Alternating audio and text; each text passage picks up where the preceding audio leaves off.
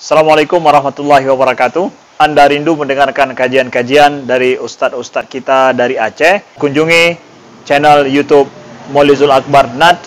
Subscribe, like, share, komen.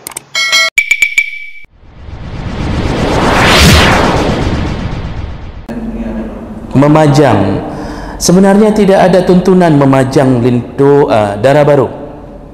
Ya. Kalau lintu tidak mengapa.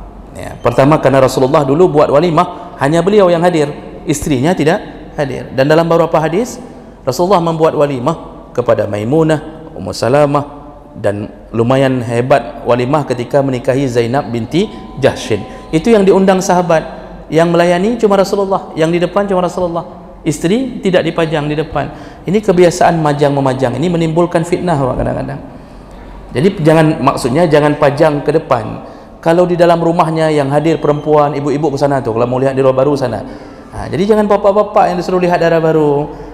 Nanti bapak-bapak merasa muda kembali ketika melihat darah baru. Ini fitnah. Ini timbul fitnah. Tapi hari ini dianggap remeh dalam urusan itu. Jadi seharusnya darah baru itu satu tempat, lintu baru satu tempat.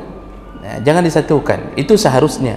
Sekarang malah bukan lagi dalam ruangan, di jalan aspal dibuat pelaminan. Di situ di aspal itu dibuat pelaminan. Jadi orang-orang datang lihat, ada yang duda-duda lihat, lalu membayangkan seandainya darah baru itu menjadi miliknya, begitu-begitu. Jadi orang kita hanalia bakbutnya. Sebenarnya tidak disuruh yang begitu. Sebaiknya dilarang, ya.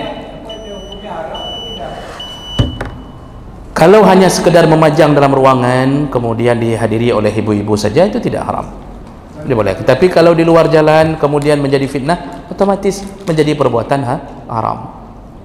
Ingat Pak, terakhir nih, ingat waktu kita belajar kemarin, salah satu yang menyebabkan boleh tidak hadir walimah ketika yang menyambut adalah perempuan. Itu yang nyambut saja perempuan sudah menyebabkan tidak wajib hadir walimah.